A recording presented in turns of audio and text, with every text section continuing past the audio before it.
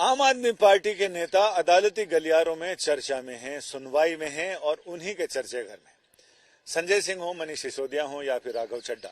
राघव चड्ढा के मामले में भी आज हाई कोर्ट में, दिल्ली हाई कोर्ट में सुनवाई हुई।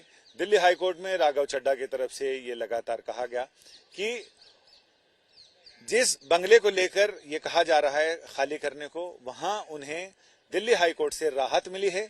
दिल्ली हाई कोर्ट ने यह कहा कि अगले आदेश तक राघव चड्ढा को बंगला खाली करने की जरूरत फिलहाल नहीं है। अब इसमें बताते हैं किस्सा क्या हुआ है। किस्सा ये हुआ है कि राघव चड्ढा जब राज्यसभा के सदस्य निर्वाचित हुए तो उन्हें कायदे से पहली बार सदन का सदस्य निर्वाचित होने वाले को टाइप 6 का बंगला मिलता है। लेकिन जिस समय बंगला अलॉट हो रहा था उस समय राघव चड्ढा ने यह भी कहा कि उनकी सुरक्षा को लेकर भी बहुत सारे सवाल हैं। साथ ही टाइप 6 का बंगला शायद उस समय तैयार नहीं था, इसलिए उन्हें टेम्पररीली राज्यसभा सचिवालय और आवासन समिति ने टाइप 7 का बंगला दिया, जो केंद्रीय मंत्रियों के स्तर के नेताओं के लिए होता है। अब वो बंगला, जब टाइप 6 का बंगला कहीं खाली हुआ और वो आवास खाली हुआ तो उस समय राघव चड्ढा से राज्यसभा सचिवालय ने नोटिस भेजा कि आप इस बंगले को खाली कर दें, और राघव चड्ढा ने कहा कि अब वो खाली नहीं कर सकते हैं। मामला अदालत तक पहुंचा और राज्यसभा सचिवालय ने उनको जो नोटिस भेजा था उस नोटिस के खिलाफ राघव चड्ढा अदालत पहुंच गए। पटियाला हाउस कोर्ट ने इस मामले में ये फैसला दिया और उन्होंने कहा कि राघव चड्ढा को मकान, वो बंगला खाली करना पड़ेगा जो टाइप 7 है, जो उनके स्तर के नेताओं के लिए उपयुक्त नहीं है। राघव चड्ढा ने इस आदेश को दिल्ली हाईकोर्ट में चुनौती देते हुए ये कहा कि उनकी सुरक्षा को लेकर भी सवाल हैं और सुरक्षा एजेंसियां, उन्हें Z+ स्तर की सुरक्षा मिली हुई है, तो उस पर सुरक्षा रिव्यू करने वाली एजेंसियों ने भी कहा है कि छोटे फ्लैट में वो नहीं रह सकते क्योंकि उनके पास सुरक्षा कर्मी 24 घंटे रहते हैं, उनके रहने की भी जगह चाहिए।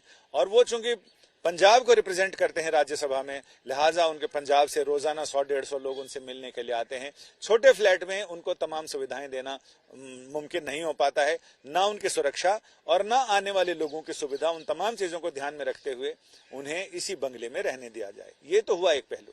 दूसरा पहलू उनका कहना था कि ये राज्यसभा के सभापति, जो पदेन उपराष्ट्रपति होते हैं, उन्होंने ये बंगला अलॉट किया है, लिहाजा जब उन्होंने अलॉट किया है तो उसे कैंसिल करने का अधिकार समिति को नहीं है, सचिवालय को नहीं है, क्योंकि ये सरकार ने, यानी खुद सदन के सभापति ने उन्हें ये बंगला अलॉट किया है। इन तमाम चीजों पर फिलहाल दिल्ली हाई कोर्ट ने राहत दी है राघव चड्ढा को कि अगले आदेश तक उन्हें इस मामले में बंगला खाली करने की जरूरत नहीं है। साथ ही जो नोटिस जारी किया है इसमें राज्यसभा सचिवालय को अब जवाब दाखिल करना है।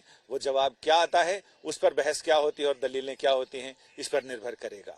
फिलहाल तो नजर लागी राजा तोरे बंगले पे, लेकिन नजर का बट्टू भी लगा दिया गया है और फिलहाल अभी अगले आदेश तक राघव चड्ढा उसी बंगले में रह सकते हैं। उधर राघव चड्ढा ने बयान जारी कर कहा है कि बात सिर्फ घर या बंगला बचाने के नहीं, संविधान बचाने की है और इसी लड़ाई में वो आगे बढ़ रहे हैं।